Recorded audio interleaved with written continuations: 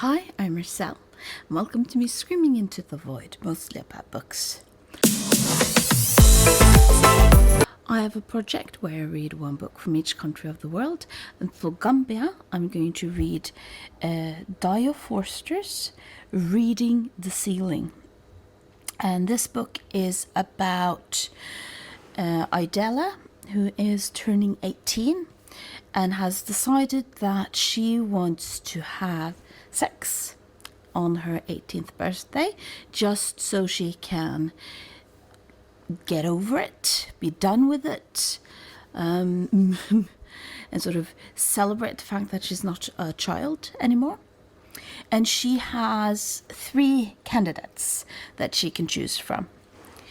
She can choose from Ruben, which she calls the fail-safe, a childhood friend that she knows likes her, or Juan. Juan is a child of Chinese immigrants and is someone she has had a crush on for a long time. And then she also has Frederick Adams, which is the father of her best friend and is described as the 42-year-old soon-to-be pot-bellied father of her best friend. So this book has 3 storylines. One if she chooses to have sex with Ruben, one if she chooses to have sex with Wen, and one if she chooses to have sex with Frederick Adams. And this is a very much an alternative what if. How will your life be different if you pick this over this? And this is the kind of book that I absolutely love. I love this what if storylines. I find them fascinating and inspiring in the way of really trying to figure out what makes our world tick the way that it does. So that's the book. 1 choice, 3 alternatives. And I'll let you know what I think. I am well on my way of reading. The way the book is structured is that you sort of have the prologue, and I'm now done with the prologue. And then you have Ruben, Wen, and the Unnamed. And I'm really enjoying the voice of the story. It's reminding me of 18-year-old girls that I grew up with, or myself when being 18. Not that I was necessarily thinking exactly the same. The voices are very recognizable as realistic. One of the things I really enjoy with the book is that it's filled with very much mundane details and happenings. For example, she is talking about how her mother is helping her learn how to cook so that she can keep a home when she is older. And she describes the oil usually distilled into a waxy orange when stored, has been left outside in the sun bright enough to turn the edges soft and red. So, and one thing I enjoy with the very commonality of having these details in is that the theme of the book, which is the first time you have sex, becomes something very ordinary. At the same time, there is this sort of focus on you can't hurry things along. So in the sense that the book, in one sense, is sort of poking a bit fun of the motivation of the main character of just wanting to be done with sex and saying that's not really how to do it. It isn't demonizing sex in and of itself. It's not saying having sex outside of marriage is bad. It's just saying do not rush into things. And I think something of that is also playing on the sort of title of the book, where she one of the last things she talks about before the chapters with who she has picked to have sex with starts. My eyes play on the ceiling. I find myself picking out patterns just as we used to when my sisters and I were little. So there is this very contrast with the transitional aspect, being a child, being an adult. What does that entail? I long to lose something I've always felt was valuable and exchange it for, well, I'm not quite sure exactly, but for something else. And I think that I so much enjoy the fact that this book isn't demonizing sex. At the same time, it's not necessarily promoting having sex with everyone you want, even if that's fine, if that's your choice.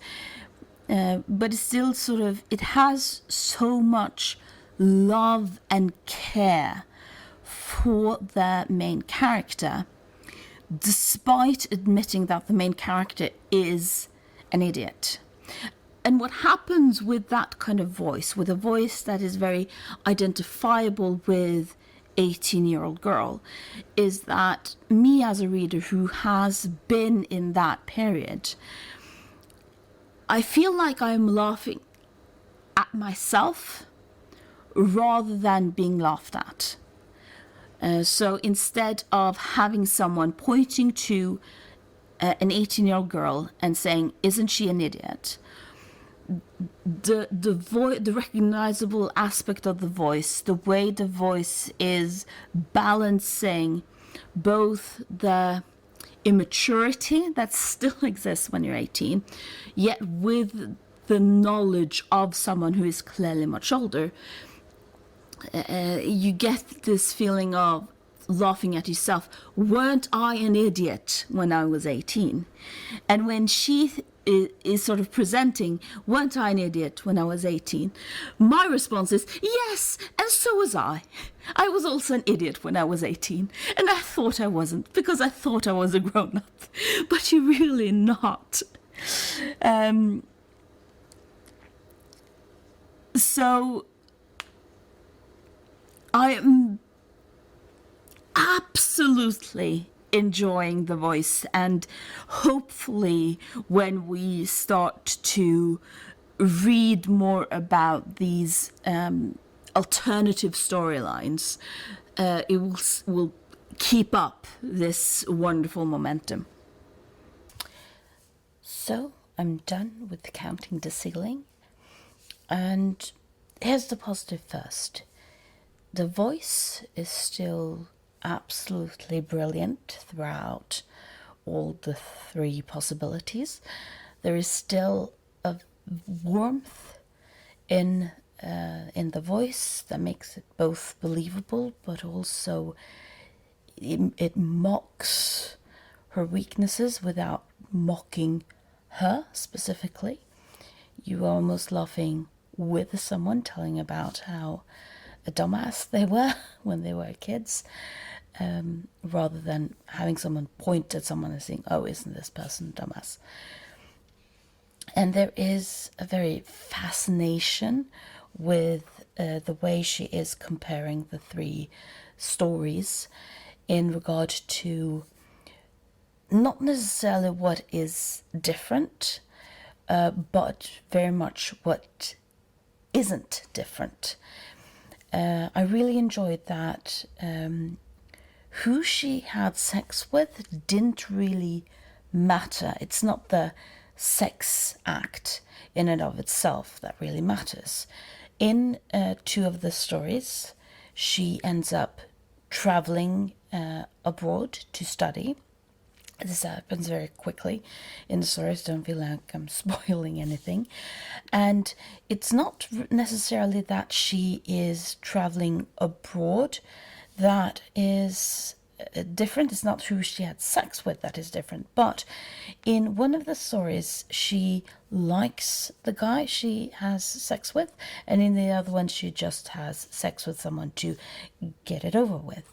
And the person that she likes, she talks with him and sort of encourages him when he also talks about it in regarding to joining her in studying abroad. And it's him joining her in studying abroad that is really the game changer in that. And in addition to sort of that kind of details, I mean, it was just really one place in the book where I felt like, wow, you messed up here. But other than that, she is very good at being consistent in what is the influences, what does the different sexual partners actually bring to the table, and what is based on other things. And one thing I also very much enjoyed is the fact that while there are things that are different in the three timelines, there is also a lot of things that aren't different. She is still a pessimistic pill, in lack of a better term. She is still distant. She is still cold and struggling to connect with the people around her. And that really is very much similar in regard to if she ends up pregnant after a one-night stand, if she is studying abroad with the love of her life, or if she is alone somewhere in the world. And therefore, what I very much enjoyed with what this book, by choosing to be sliding door alternative narratives, shows us is how little certain choices actually matter, because the consequences of your life, the way you will end up living your life, will still be very much the same, because it's based on other, mostly internal factors. And I think the book illustrates this very fascinatingly and in a very good way. The thing that I didn't like about the book is very much the structure of it. So you have the prologue, the first chapters, the run-up unto the diversions, and then you present storyline A to its completion, storyline B to its completion, and storyline C to its completion. And the problem with structuring the book this way is that you don't really get the effect of the comparison of the three storylines. So the point of creating a story with three storylines, it loses its effect by presenting the stories so separately, because it's very difficult to then compare storyline A with storyline C, because I've forgotten so much of the details in storyline A by the time I've reached storyline C. So I think that the book would have been much more effective if she had sort of jumped between the three storylines. Yes, it would have been a bit confusing, because you as a reader would then have to remember the three storylines, but I think she should have had enough faith for us as readers to be able to think you can manage juggling those three storylines in your head, because that's the point anyway. The point of the story is to compare what will change and what will change based on this aspect of it. So in conclusion, I really wanted to like the book. By the time I was done with the first part, I was absolutely excited, and I enjoy these types of stories. And she is a wonderful writer. The storylines are wonderful. The themes she are talking about in regard to what is it that changes our stories, what is it that influences our stories, about connection, least of all, in the fact that we need one another, is such brilliant ways she's illustrating these things. And it's a bit sad that so much of her hard work in building up these themes fall